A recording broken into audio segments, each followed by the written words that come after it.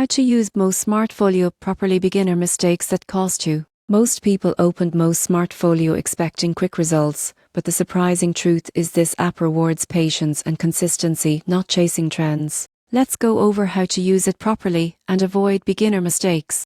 BMO SmartFolio is a digital portfolio management service that invests your money in professionally managed ETFs. The first mistake users make is skipping the risk questionnaire. This step determines your investment mix: conservative, balanced, or aggressive. Answer it carefully, it shapes your entire strategy. The next mistake is constantly changing your risk level. Many new investors panic during market drops and switch to conservative portfolios, locking in losses. Stick with your plan. SmartFolio's algorithms rebalance automatically for long-term growth. Another mistake: ignoring fees and performance tracking. The dashboard shows both, so you can evaluate progress transparently. Review this monthly to stay informed without micromanaging. And don't overlook deposits automation. Setting recurring contributions helps you build wealth smoothly through dollar cost averaging. Used correctly, BMO SmartFolio turns market uncertainty into opportunity. Let the experts manage your portfolio, focus on consistency, and you see how simple, steady investing wins in the long run.